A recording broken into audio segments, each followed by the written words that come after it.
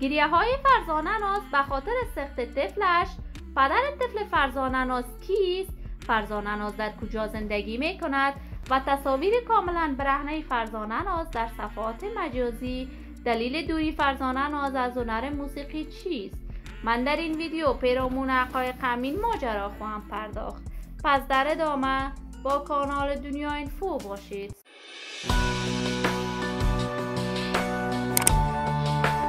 سلام، شما را خوش آمدید میگم به یکی دیگر از ویدیوهای جذاب کانال من. برای دوست شدن با کانال دنیا اینفو علامت سابسکرایب را فشار دهید تا از ویدیوهای دیگر کانال من هم آگاه شوید. فرزانه ناز هنرمند با استعداد، موفق و ناماشنای کشور بود و از ولایت زیبای بغلان بزرگ شده شهر زیبای بغلان است. فرزانه ناز کارهای هنری خود را 10 سال قبل در افغانستان آغاز کرد. در آن زمان فرزانه ناز شهرت و محبوبیت هنری خاصی در میان هنرمندان جوان و تازه‌کار کشور کسب کرد و چندین بار مدال‌ها و لقب‌های مختلف از طریق برنامه‌های موسیقی که در خارج از افغانستان برگزار می‌شد کسب کرد.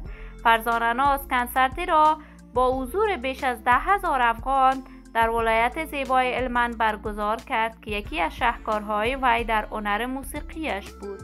فرزانه ناز از ابتدا می‌خواست دختر سینما شود. وی به همین خاطر راه هنر موسیقی را وداع گفت و رو به طرف هنر سینما کرد.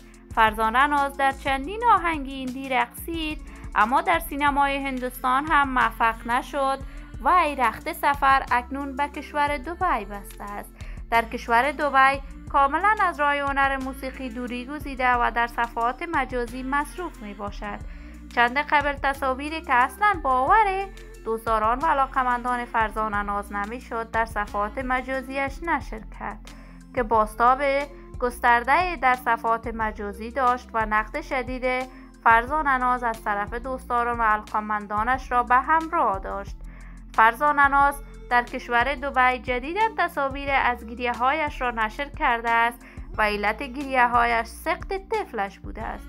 اما جالب اینجاست فرزانه ناز تاکنون با هیچ کس ازدواج نکرده است. پس پدر این طفل کی بوده است؟ شما هم نظریاتتان را در بخش کامنت با من شریک بسازید. این ویدیو را با دوستداران و علاقمندان فرزانه ناز به اشتراک بگذارید.